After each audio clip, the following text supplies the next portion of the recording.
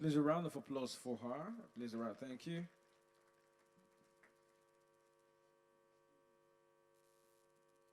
In 21st century. Speaking on K-12 learning outcome in 21st century is Professor Ndubuisi Ekekwe. Professor Ndubuisi is a Nigerian professor, inventor, engineer, author, and entrepreneur, born July 1st, 1975. A world-renowned tech guru who co-designed iPhone and iPad's Excel sensor. A first-class graduate of Futo, he holds 2 doctoral and 4 master's degrees, including PhD in electrical and computer engineering from the Johns Hopkins University, USA. He is the founder of First Atlantic Semiconductors and Microelectronics, West Africa's leading embedded systems company. Please, with a big warm round of applause, let us welcome Professor Ndubuisi. Speaking on K-12 learning outcome in 21st century is Professor Ndubuisi Ekekwe. Professor Ndubuisi is a Nigerian professor. Okay, thank you so much, distinguished ladies and gentlemen. I'm Ndubuisi Ekekwe. Thank you very much for that generous introduction. I'm speaking today from United States, despite a moment to come back here to continue the conversation on deepening educational outcome around the world. So thank you so much, Edves Catalyst, for this invitation. I just want to confirm that my slide disorder is visible. Please, I don't know if the admin can confirm that. And hello, admin, can you confirm you can see my slide?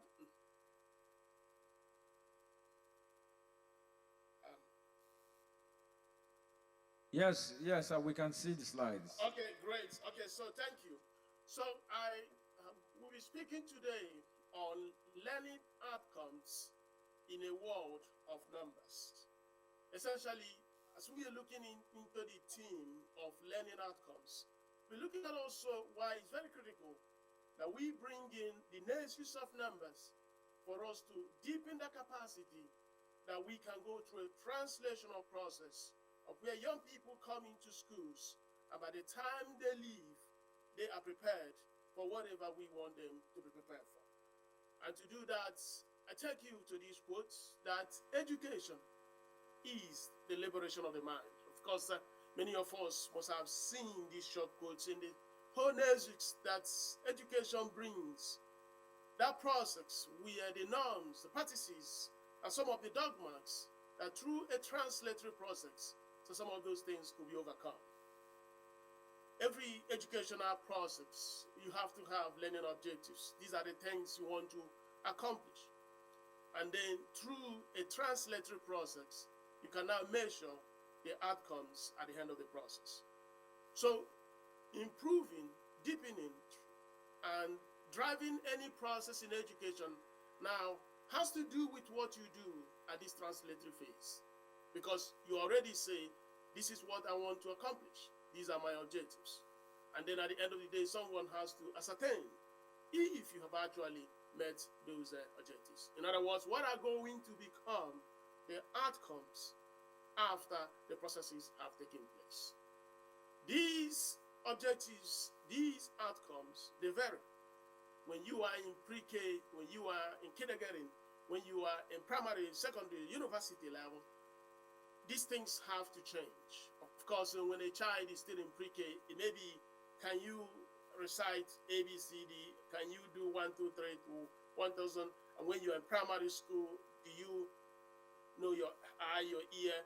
There is also an outcome. But now when you get into college, you now start learning the bigger things, mechanical engineering, economics, depending on the specific field of endeavor. But everything that happens must, of course, be correlated with what this translatory process offers. And it's this translatory process that you begin to see a kind of a differentiation across the different nations of educational processes. So you now see, hey, this university is better, this secondary school is better, this primary school is better, because the agents or the participants who are helping in this translation are better prepared, are better equipped to drive this objective into the desired outcome. So today I will focus on the translatory process. And then you go into that. So many elements involved during that translation. Going to have an instructional intervention. If a young boy comes into the school, a young girl comes into the school, and then you have to educate, you have to teach them, you have to prepare them. At the end of the whole process, there is an assessment. That assessment is basically trying to see the reality after you have already taught them, to see how you've actually improved the outcome. You want to see, oh, I taught them, and I want to now get back a feedback from them, how good the way I have taught them, how they have assimilated our process. If you, for any reason, you don't feel very confident that they have actually received that information or that translatory process very well, say, okay, I need to improve whatever I'm doing. But for you to improve, to keep reducing that error, where after you have given them that instructional intervention and they are not giving you what you expected, if you can reduce that error, you become a very good translator. And that means you become a better school, you become a better teacher, and you become a better mentor, a better guardian, depending on that process of translation. So what we are saying here is this, that the ability to educate, to train, to teach, and also the process of assessment, when you now bring what we call data analytics is now making sense of these two elements, the instructional intervention, the assessment, and now feeding that into a resource allocation request to make it possible that you can have a 360-degree understanding, giving you a kind of a circle where the impacts, the feedback you receive from here will help you to design whatever you are doing here. If you do not have a mechanism of getting that insight, it is very, very unlikely that you are going to change these particular phase in order to improve the outcome that you expect from those kids or those students. So, modern translators, great translators, they spend a significant amount of time in this particular phase.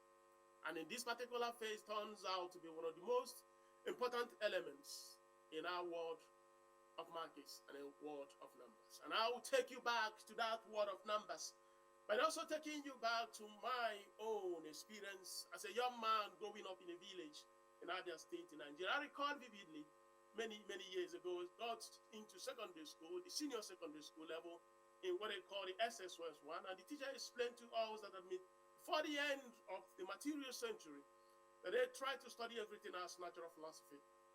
But after a period of time, they now divided our natural philosophy into biological and physical science. Then we got into the university, Federal University of Technology, where Professor Asiemu explained to us the elemental rudiment and constructs of the universe. He explained to us that everything in life is nothing but numbers.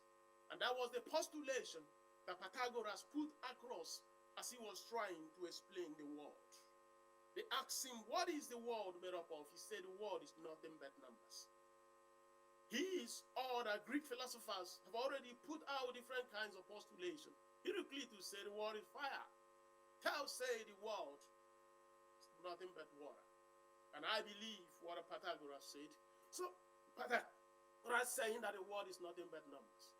And if you go back here, when you are talking about data analysis, we're actually basically saying that everything we do in this world, whether it's medicine, whether it's agriculture, whether it's education, if that thing is not built on numbers, we are not going to be very, very efficient in doing that. In other words, if we are educating to have that process of turning those objectives into outcomes without bringing the number element within the translatory process, we are not going to be successful. In other words, we are going to become basically guess makers. We are guessing because there is no number that drives whatever we are doing. So my point here is today, to deepen that learning outcome, we need to go back to that fundamental philosophy that Pythagoras postulated many, many centuries ago. That the educational system has to be driven by numbers.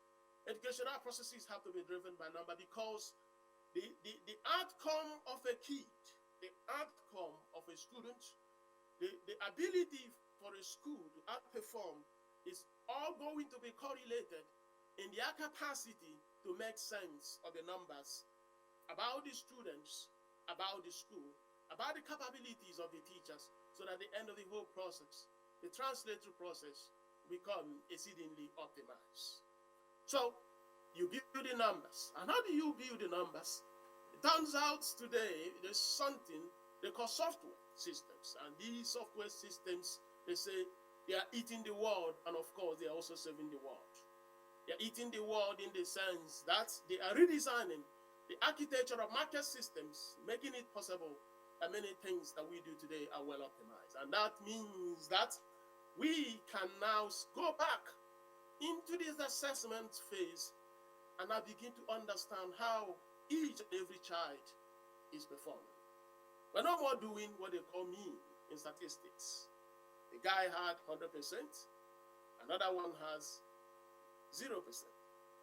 If you take the mean, they got 50. There are two of them. That's not really good. But they are now saying, how can we have a process?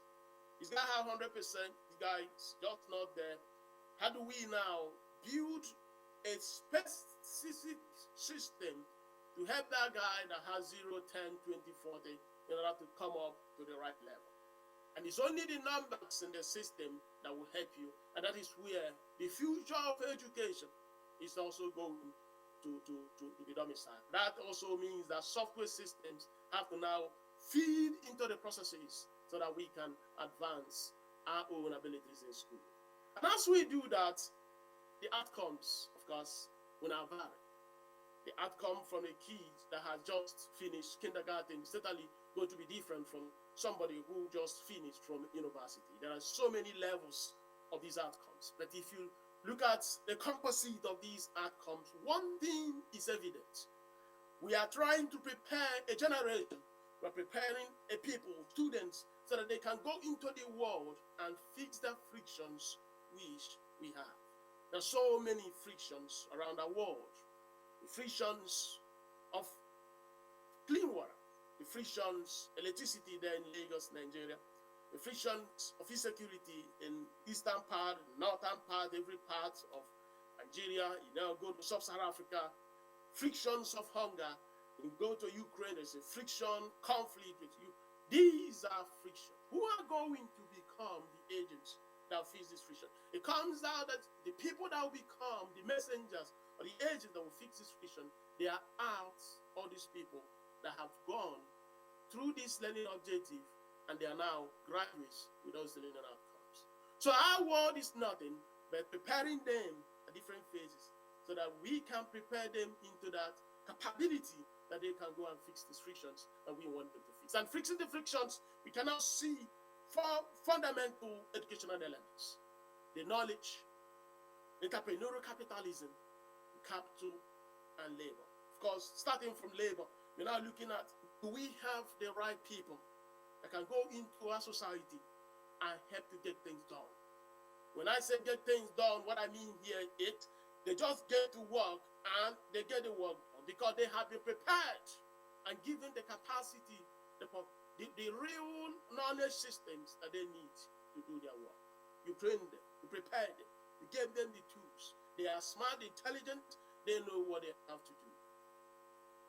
If you do not have them in any society, you cannot freeze the frictions in the society. We're not talking about private sector friction, we're talking about public sector frictions, governance, system, leadership, at different dimensions of our societies. The learning outcome we expect in schools is going to be a very critical element for us to produce the laborers of the future. Today, we need them to understand how to build AI systems. Today, we need them to build better technology systems.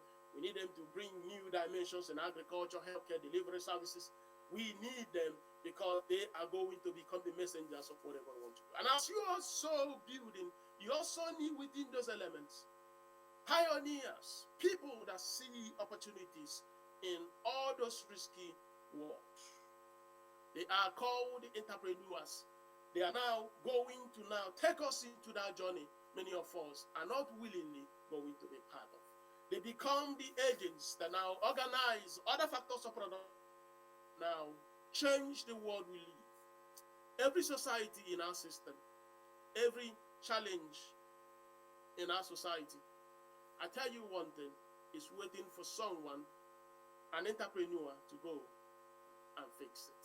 If you go through human history, the time of Rockefeller, the time of B.Y. Mellon, when they going into Africa now, you look at Dangote, Tony Lumelu, Jim Ovia, all these emerging new entrepreneurs. One thing has been consistent.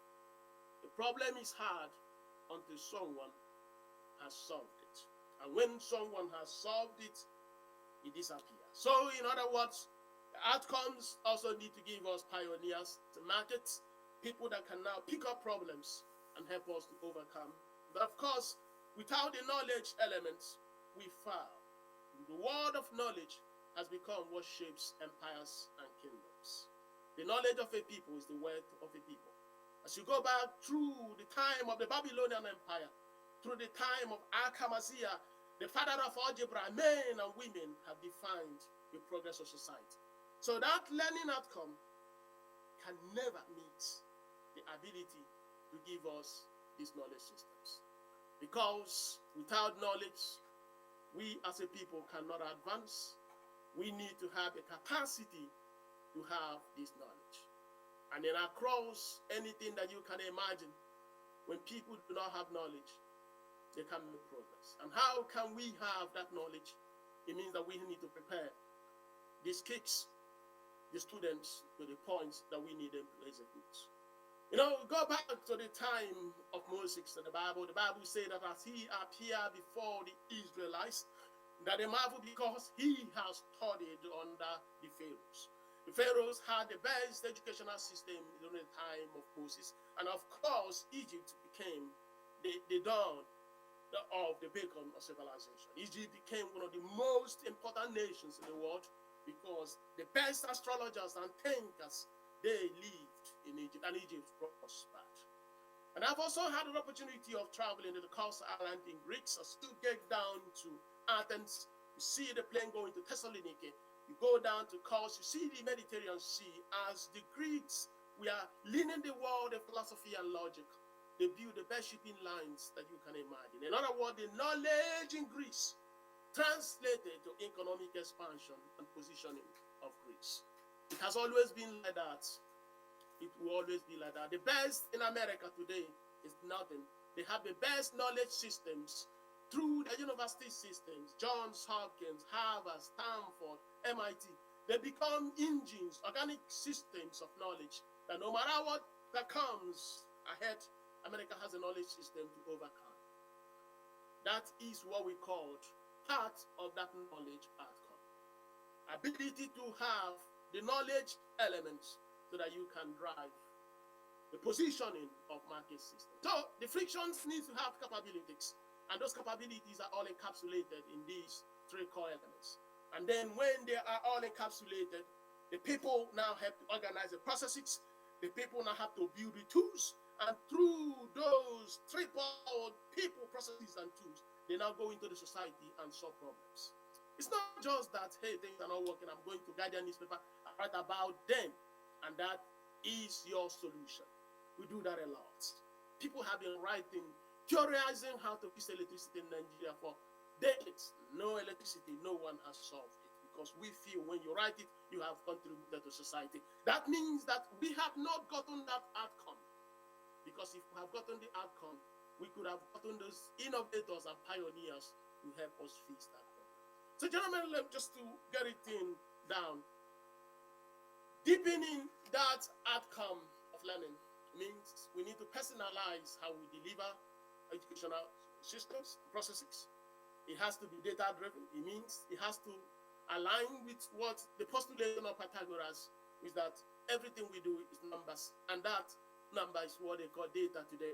In other words, the numbers that we need are going to be collected from students so that we can see how we can give them the best possible educational distance that they need. And you have to personalize it. The speed that this young boy is learning is different from the speed that this young boy, boy is learning. At the end of the day, they are all great kicks, but you need to find out the space that you need to make sure that they are all prepared. And of course, we have also seen the necessity of virtual education. It's a very critical thing because the marginal cost of getting that professor from Malaysia to teach in your school in Ghana, when he cannot travel from Malaysia, is something that you cannot take for granted. So hybrid model, integrated faculty, making it possible that you have those in the industry and also those that are not in the industry. But the key thing here, even in the pre-K level in the primary and secondary school, exposing them not just to the whole elemental theories, but bringing them to understand the physical and the business world is also going to be very critical. The key is understanding the numbers around the students and using the numbers to advance knowledge and ability to learn. We need to get them out of their needs, their expectation, to their perceptions. How can you take that kid that is struggling and make a star out of him? It's not a question of saying he cannot learn. It's a question, have you actually delivered service to him or her at the level of perception? I like the way they do that in Norway. The teacher says, I am not interested in the student background. What I'm interested, I have a responsibility to prepare him or her to be what he or her can be in life. They don't give any excuses. You can say, oh, he's not smart. Well, who told you he's not smart? That he cannot do calculus does not mean he cannot draw. That he cannot draw does not mean that he cannot talk. They all have different skill sets. They all have different talent. The question is this, are you solving his needs? Are you going at expectation? Are you giving at the level of perception? Perception means that giving that child into a revelationary moment that he can come out and say, wow, I never knew I could do this. If you have attended a very good school, you see what it means for your veil to be removed. And I had a very good one and very excellent one. Because vividly the very first time I was given an assignment to the Johns Hopkins University. And I had to build a microprocessor as a student. I said, wow, how is that possible? Because a professor took me beyond my needs, beyond my expectation, to my level of perception. And we can do that for that kid in primary school, in pre-K, and of course in university. And as we do that, there is one thing that happens. This is my final flight. Your nations will rise. Your communities will rise. Everyone will rise, because when the outcome is great, beautiful things happen. If you go through human history, when a people can bring knowledge and use that knowledge and translate knowledge to outcome, things happen. More than about 500 years before now, you see the brought here. People here were just poor people. The GDP was flat, population was increasing, meaning that people were getting poorer because per capita income was decelerating. But after a time, they changed many things, and magically, they started growing. So, we can only do that when we improve this process, and then proving this process, we can liberate the minds of people, and then we can have the outcomes that we desire to have. Thank you so much, distinguished ladies and gentlemen. Thank you. The world